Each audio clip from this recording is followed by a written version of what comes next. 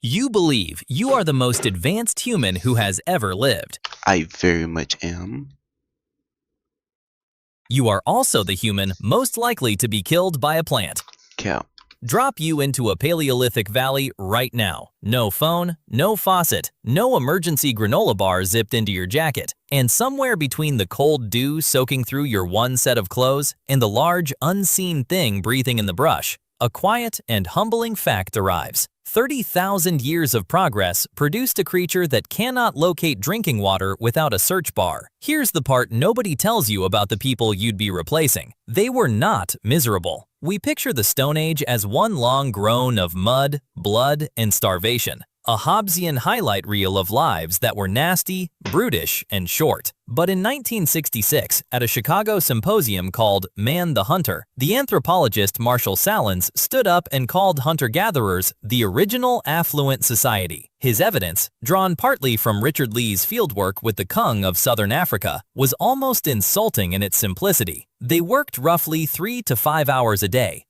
Yeah, 35. That's really not that bad for real. It's like a regular. Yeah, I don't know. Rest was rest. Visiting, talking, lying around being magnificent. By Sahlins' measure, they were among the most leisured people on Earth. And you, with your 2 screens and your 40-hour week and your weekend you spend answering email, are not. So let's be precise about the experiment. This is not a question of whether ancient humans could survive out here. They were the professionals. They invented the entire game. The real question is whether you, specifically, the soft and overfed end product of all that success, could last 7 days in the world that built you. 7 days, 1 set of animal skins, no do-overs. The answer is living inside the title's little question mark, and it is not. I very much can survive. I don't know about y'all, but I know I can. Not optimistic. Not. Day 1. Here's your first surprise. The enemy is not a predator. It's thirst and your own confidence. In roughly that order. Every survival show you've ever half-watched opens with somebody making fire, because fire looks dramatic on camera. But fire is a day 3 luxury. On day 1, the thing that quietly kills you is water. And here's the cruel twist that breaks most modern people. Ancient humans did not find water. They remembered it. A sand tracker doesn't wander hopefully toward a sparkle on the horizon. He's carrying a map stitched out of 1,000 tiny landmarks. That ridge, that lightning-split tree, the direction the animals start drifting at dusk, because they know where the water is even when you don't. You carry none of that. What you carry is a deep, misplaced faith that water is probably over there somewhere. It is not over there somewhere. In real heat, your body sheds between 1 and It's probably what I really would have said, not gonna lie. It's, man, bro, that water about, over there.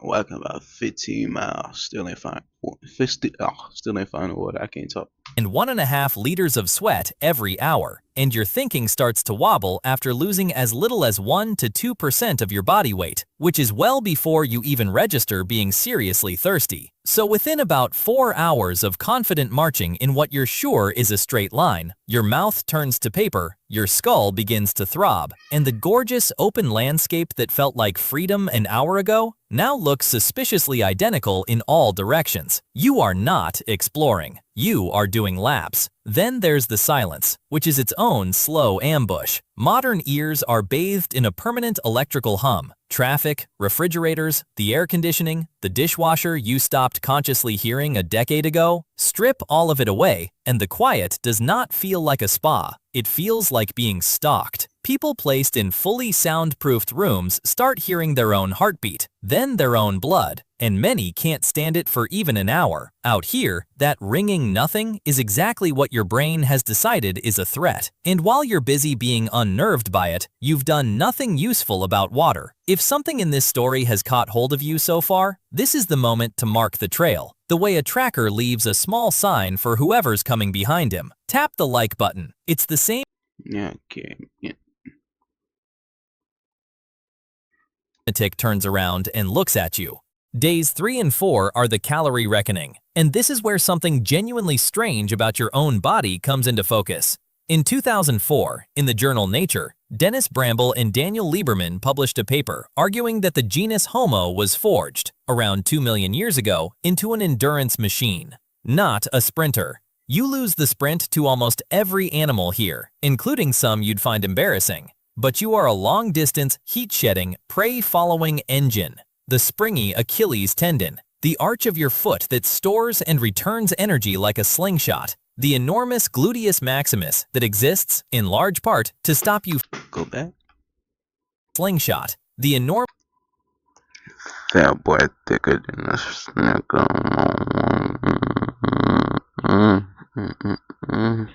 Enormous gluteus maximus that exists, in large part, to stop you face-planting every time you break into a jog, and millions of sweat glands that let you dump heat on the move while the deer you're chasing cannot. That's the theory of persistence hunting, and it is magnificent. You don't outrun the antelope, you outsuffer it. You jog behind it through the punishing midday heat, hour after hour, while it overheats, staggers, and finally just stops. Defeated less by your spear than by your refusal to quit. You are built for this. The hardware is, right now, sitting inside you, fully assembled. There's just one problem. You never installed the software. We dug into this in the video on what happened to the other human species, the Neanderthals and Denisovans who didn't make it. The lesson there comes back to haunt you here. Survival was never about raw biology. It was about knowledge, handed down mouth to mouth across hundreds of generations. Mouth to mouth. What you mean by that? Reading which way a wounded animal bolts, knowing the exact moment the deer is about to drop, understanding the land well enough to herd prey toward a cliff instead of a head start. None of that is written in your genes. It lived in a curriculum you were never enrolled in, taught by a tribe you do not have. So you abandon the heroic antelope chase, mostly because you got winded in the first 90 seconds, and you turn to foraging, which sounds gentle and safe, and is, in fact, an excellent way to die. Ancient humans carried an encyclopedic botany inside their That got dark pretty fast, man. That shit is an easy way to die. Yeah. skulls. Hundreds of plants filed neatly into food, medicine, and absolutely not. You carry a vague and dangerous sense that some berries are fine.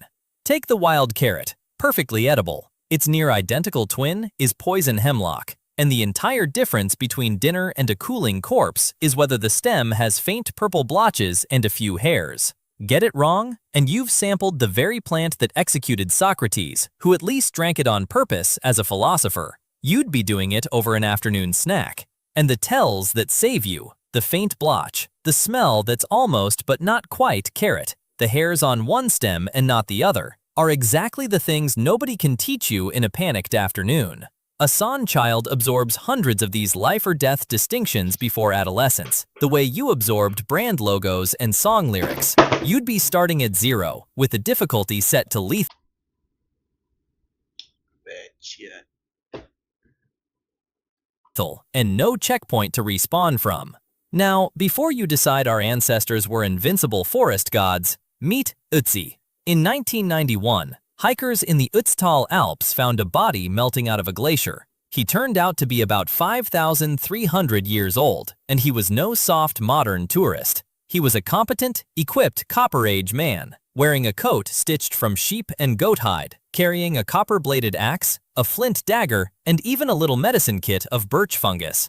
Researchers found his stomach, eventually, oddly shoved up under his ribs, and it was completely full. His last meal, an hour before he died, was fatty dried ibex meat, basically Stone Age bacon, with some einkorn wheat. The man had packed a lunch, and then someone shot him in the back with an arrow, nicked the artery under his shoulder, and possibly cracked him over the head for good measure. The point being, this was the expert. He had the skills, the gear.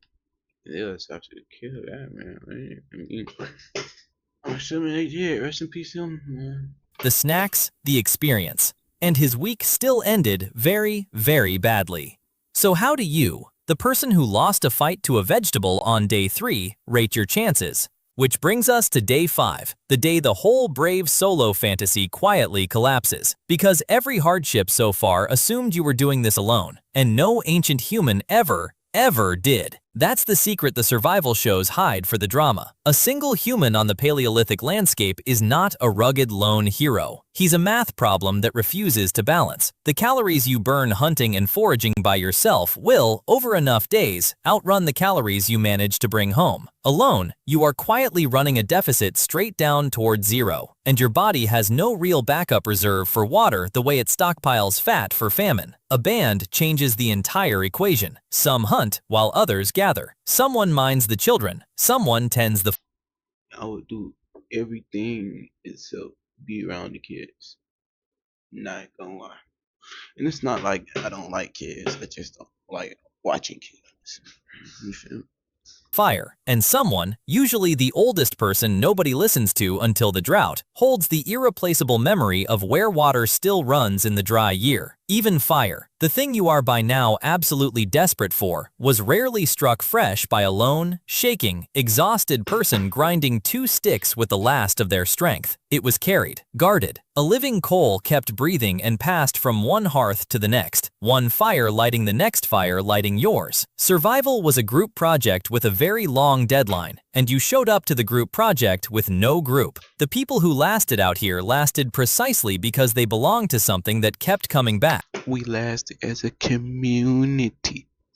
Season after season, to the same fires and the same faces. If you want to keep coming back to stories like this one, that's exactly what the subscribe button is, your small way of belonging to the band that gathers here. Now suppose, against everything, you reach days 6 and 7. Suppose your animal skin, your lucky stream, and the sheer dumb persistence of a creature too stubborn to die have kept you breathing. Here comes the final enemy, and it's the one you would never have guessed: boredom. As we explored in the video on how ancient humans killed boredom, the night is enormous when the sun goes down. 12 hours of darkness with nothing glowing in your hand, no feed to scroll, no next episode. And this is the moment being alive stops being enough. A mind with nothing to do episode. Hours of darkness with nothing glowing in your hand, no feed to scroll, no next episode. And this is the moment. Is that the Little Dipper, the Big Dipper? Or am I just completely off? I think that's a Dipper though. I don't know. Let me know. Moment being alive stops being enough. A mind with nothing to do will, reliably, turn and begin chewing on itself. The fear you outran all day comes back the second you stop moving. The answer the ancestors found is still painted on cave walls. In the Chauvet Cave in southern France, artists were working by flickering firelight more than 30,000 years ago, grinding ochre and charcoal, drawing lions and rhinos and horses across the rock, telling stories in pigment to push back the dark. That was not decoration. It was psychological survival, the very same impulse that has you reaching for a story tonight. Staying alive was only ever step 1. Staying human, holding the mind together through the long dark, that was the real work, and they did it with paint and song and voices around a fire while the night leaned in against the cave mouth. So, day 7. We did it as a family, a community, working together, building a fire. Me personally, I really don't think I would survive by myself anymore. I would have got going on second day. Would you actually make it? Be honest with yourself. 2 days tops. Because nobody's tracking out here. The realistic version of your story ends somewhere around day 2 or 3, slumped beside a stream you finally found too late. Or worse, beside a half-eaten plant you were 90% sure about. Out-survived by people with no metal, no maps, and no idea you were ever coming. But here's the thought worth carrying out of the cave with you. You are not weaker than them. Not really. You are the exact same animal. The same Bramble and Lieberman build. The identical hardware that ran antelope into the ground across 2 million years of afternoons. Nothing in your body has forgotten how to do any of this. What's missing was never the machine. It was the knowledge. The map of the hidden water. The name of the safe plant. The coal kept alive through the night. The people who held all of it for each other, so no single person ever had to carry it alone. They didn't have better bodies than you. They had each other, and like I said, they was working as a community. When we start working as a community, things tend to get done quicker. They had what each other knew. And people become more productive. quietly traded the entire inheritance for a switch on the wall and a small, bright rectangle of light. The ancient human is still in there, fully built, fully capable. It's just sitting in the dark, waiting for a lesson nobody alive remembers how to teach. That's the end. But also kind of the beginning. The next video picks up exactly where your curiosity is right now. It's one click. Hey man, W video. Stick nose. W video by him.